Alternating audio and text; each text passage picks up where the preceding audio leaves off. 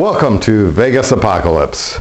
So, right now you're probably waking up in the Rain Man suite at Caesar's Palace and you're thinking, I need to get myself down to the farm where I can pick my own corn and tomatoes.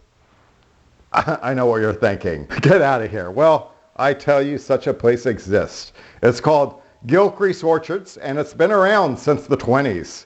The Gilcrease family came to this area back in 1920. They were Elda and Leonard Gilcrease and their two sons, John Theodore and William Orr.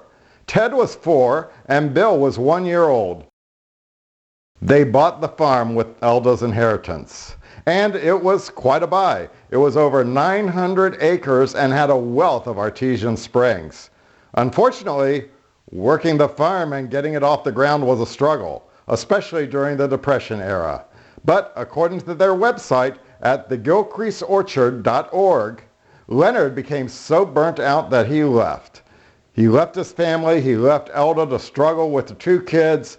The couple eventually divorced, and Elda continued with the ranch and, with the help of her sons, kept it going until she passed away in 1968. She never remarried. Her sons, Bill and Ted, took over the farm and took it in a unique direction. Ted was the botanist and worked to create different strains of apple best suited to the arid environment. Bill explored the concept of making the farm accessible to the community and turned it into the pick and pay that it is today, where families and groups and individuals can come and pick their own vegetables.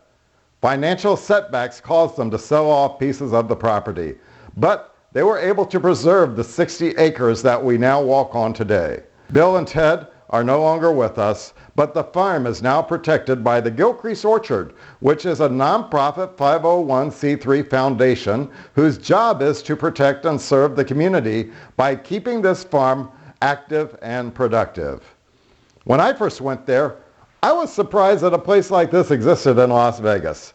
I didn't think they had farms like this anymore. Unfortunately, I was kind of right. You see, this is not just a mere farm. This is a historical location that is now taken care of by a nonprofit organization.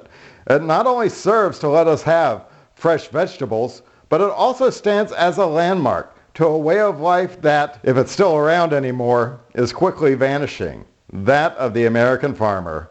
If corporations have bought up most of our farms, then maybe it's time for nonprofit organizations like the Gilcrease Orchard to protect farms and make them accessible to the community. I do like coming out here, especially during the fall and winter when it becomes cooler in Las Vegas. It's an appropriate place to spend the high holy days between Halloween and Turkey Day. Scarecrows and pumpkins abound, and you can even take a hayride. Not far from here, there is a country shop that used to be a part of the Gilcrease farm. They have a petting zoo, and you can see peacocks just strutting around.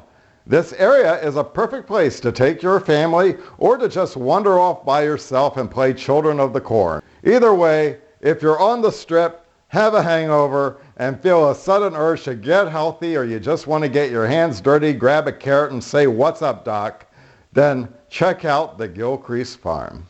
So subscribe to Vegas Apocalypse for more info, insights, and interviews of the place we call Sin City, but the rest of us call fabulous Las Vegas. VegasApocalypse.com